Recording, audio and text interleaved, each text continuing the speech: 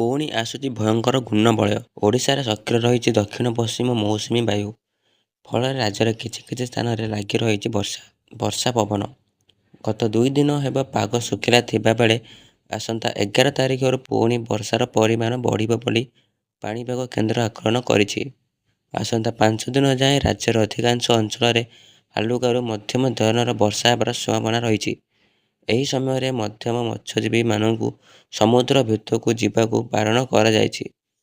ତେବେ ଆସନ୍ତା 24 ଘଣ୍ଟାରେ ରାଜ୍ୟର କିଛି ଜିଲ୍ଲାରେ ପ୍ରବଳରୁ ଅତି ପ୍ରବଳ ବର୍ଷା ହୋଇପାରେ। ଏନେଇ 5 ଜିଲ୍ଲାକୁ ୟେଲୋ ଆଲର୍ଟ ଜାରି କରିଛି ଆଞ୍ଚଳିକ ପାଣିପାଗ ବିଜ୍ଞାନ କେନ୍ଦ୍ର। ତେବେ ସେହି ଜିଲ୍ଲାଗୁଡ଼ିକ ହେଉଛି କୋରାପୁଟ, କନ୍ଧମାଳ, ମାଲକାନଗିରି, ରାୟଗଡ଼ା ଏବଂ ଗଜପତି। ଏହି ଆଲର୍ଟ ଜାରି ହେବା ପରେ ମତ୍ସ୍ୟଜୀବୀମାନଙ୍କୁ କଡ଼ା ନିର୍ଦ୍ଦେଶ ଦିଆଯାଇଛି। ଏହି ଜିଲ୍ଲାରେ ଆସନ୍ତାକାଲିଠାରୁ ବର୍ଷାର ପରିମାଣ ବୃଦ୍ଧି ପାଇବ।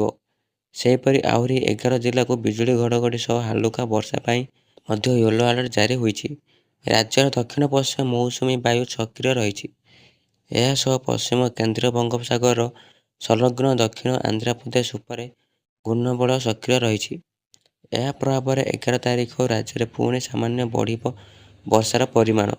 ଚଳିତ ମୌସୁମୀ ଋତୁରେ ଏଯାଏଁ ରାଜ୍ୟରେ 121.6 ମିଲିମିଟର ବର୍ଷା ରେକର୍ଡ ହୋଇଛି।